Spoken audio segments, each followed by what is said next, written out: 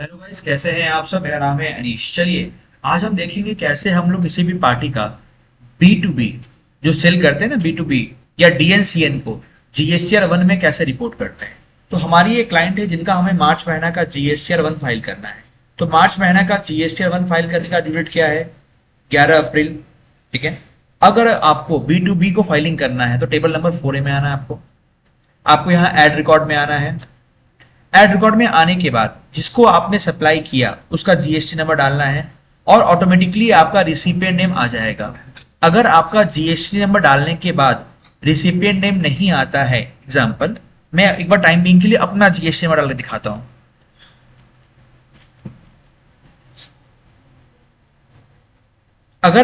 अगर GST number डालने के बाद हम उनका डिटेल को, रिसिपिएंट डिटेल को मास्टर में सेव नहीं किए हैं तो आपको ऐड टू मास्टर का ऑप्शन आएगा।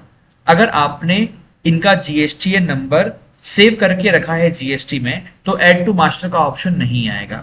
अगर आप ऐड टू मास्टर करते हो तो यहां आपको बोलेगा कि इस पार्टी का, ये जीएसटीएन का ये नाम जीएसटी पोर्टल पर है, आप इसको किस नाम से सेव करना चाहते हो, या इनकम एंड फाइलिंग के नाम से ही सेव करना चाहते हो कि अनीश के नाम से सेव करना चाहते हो, कैसे सेव करना चाहते हो। और आप ये भी बता दो कि क्या आप इससे माल या सर्विस लेते हो या आप इसको माल या सर्विस देते हो या दोनों काम करते हो। तो आप दोनों में भी टिक कर सकते हो या कोई एक में भी टिक कर सकते हो और सेव कर सकते हो। ठीक है। आपको उसके बाद इनवॉइस नंबर डालना है, इनवॉइस डेट डालना है, टोटल इनवॉइस वैल्यू डालना है और प्लेस ऑफ सप्लाई डालना है। लाइक अगर कैलकाटा में है तो WB 19 POS, अगर गुवाहाटी में तो 18 डालना है। अकॉर्डिंगली ये फिगर आपका ऑटोमेटिकली चेंज हो जाएगा। अगर आपने 18% सेल किया है, 18% का सेल दिया है, सर्विस दिया है, टैक्सेबल वैल्यू यहां डालना है और CGST, SGST या IGST ऑटोमेटिकली आ जाएगा। चलिए अब हम देखते हैं एक्चुअल केस में मैंने जो भर के रखा है। तो जब भी कोई डेटा आपको ऑलरेडी ऐड किया हुआ है तो यहां पर आपको दिखाएगा प्रोसेस बिल जो सही सही हो गया है। पहला पॉइंट ये, अगर आपको बिल खोलना है तो आपको यहीं से खोलना पड़ेगा। मतलब अगर एक पार्टी का 10 बिल होता तो यहां 10 प्रोसेस बिल दिखाता और अगर एरर होता तो 2 एरर यहां दिखाता। ठीक है। और अगर इसी को कोई ऐड करना है तो यहां जाकर ऐड करते हैं। तो हम क्या कर रहे हैं, अभी सीखना है कैसे हम लोग बी टू बी का डेटा भरते हैं। तो प्रोसेस बिल पर मैंने क्लिक किया, फिर मैंने यहां पर एडिट किया। अब देखो मैंने क्या भरा, पार्टी का जो जीएसटी नंबर मैंने यहां भरा, मैं आपके वर्किंग के लिए यहां बना के रखा हुआ। देखो ये रहा। तो पार्टी को हमने क्या दिया, पार्टी का बिल हमने यहाँ जीएसटी नंबर यहाँ डाला, ये जो नाम है ये ऑटोमेटिकली आ गया। इनवॉइस नंबर देखो हमने यहां से कॉपी किया, इनवॉइस डेट कॉपी किया, टोटल इनवॉइस वैल्यू देखो 1,84,100 हमने यहाँ डाला। और ये पार्टी कहाँ का है, ऑटोमेटिक महाराष्ट्र का, तो पीओएस हमने महाराष्ट्र सेलेक्ट कर लिया या फिर ऑटोमेटिकली ये आपका जनरली आ जाता है जीएसटी नंबर के हिसाब से। और हमने सर्विस या सेल दिया है 18% में, देखो 1,56,017 रुपया डाल दिया। इस पर ये फिगर डालने से ऑटोमेटिकली ये फिगर आ जाता है और आईजीएसटी होगा तो आईजीएसटी हेड आ जाएगा, नहीं तो सीजीएसटी एसजीएसटी आ जाएगा। अब होता क्या है, जब आप ये फिगर डालते हो इसके हिसाब से ऑटोमेटिकली 18% वाला आपका जीएसटी आ जाता है फिगर। पर कई बार क्या होता है, बिल में राउंड ऑफ होता है। देखिए 28083 यहां लिखा हुआ है और यहां क्या लिखा हुआ है, यहां पर क्या लिखा हुआ है 28083.06। अगर आप इसको चेंज कर, देखो हम क्या कर सकते हैं, ये 0 कर दिए। ठीक है। और हम इसको सेव कर दिए, यहां पर सेव। ठीक है। सेव कर दिए मतलब हमने क्या किया, हमने जो फिगर यहां था वही फिगर यहां किया।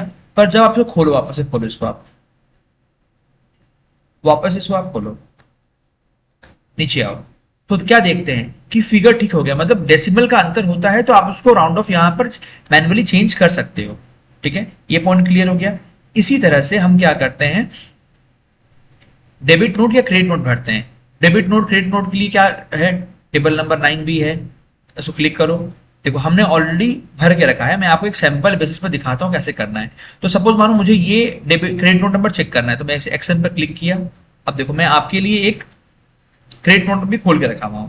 तो क्या है, क्रेडिट नोट का नंबर इसमें जो भी रहेगा, देखो CN एग्जांपल दे रहा हूं, ये रहा CN, ये नहीं है, दूसरा वाला है। चलो बैक पे चलते हैं हम लोग, ये वाला खोलते हैं। सपोज ये क्या है, वैसे पार्टी का नाम, तो आपका ऑटोमेटिकली रिसिपिएंट नेम आ जाएगा, नेम इन मास्टर आ जाएगा। ये credit note number, debit note number जो भी रहेगा आपका, हमारा CN/NOV 24/11 हम दे दिए, यहाँ पर डेट लिख दिए, इसका टाइप ऑफ क्या है, डेबिट नोट है, क्रेडिट नोट है, आप क्या दे रहे हो, क्रेडिट नोट, ये वो लिखो। नोट वैल्यू मतलब होता है इनवॉइस वैल्यू, यहाँ हमारा क्या है 8269, हमने 8269 लिख दिया। पीओएस ऑटोमेटिकली आ जाता है और सप्लाई टाइप भी ऑटोमेटिकली आ जाता है, पर इनकेस कभी कभी नहीं आए तो आप मैन्युअली सेलेक्ट कर लो उसको।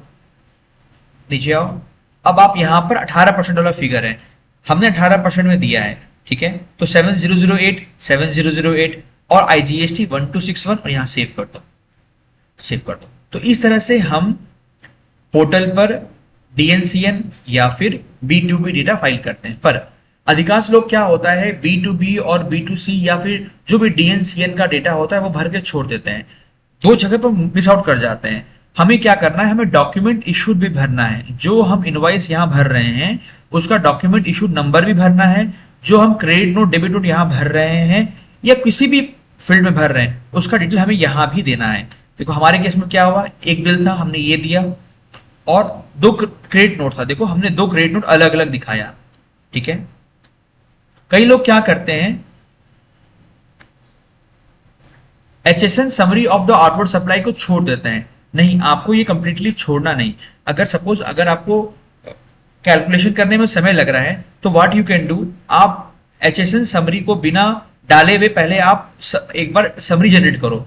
जब आप समरी जनरेट करोगे तो आपके पास इस तरह कुछ इंटरफेस खुलेगा पोर्टल में, तो नीचे वाला फिगर को कम से कम एटलीस्ट कॉपी कर लो और इसको आप HSN के नंबर के अगेंस्ट में डाल दो। अगर आप एक HSN में डील करते हो तो, अगर आप मल्टीपल HSN में डील करते हो तो आपको अलग अलग पूरा मेंटेन करना पड़ेगा। तो इस तरह से हम GSTR 1 किसी भी पार्टी का B2B DNCN टाइप का और होता है तो फाइल करते हैं। Thank you.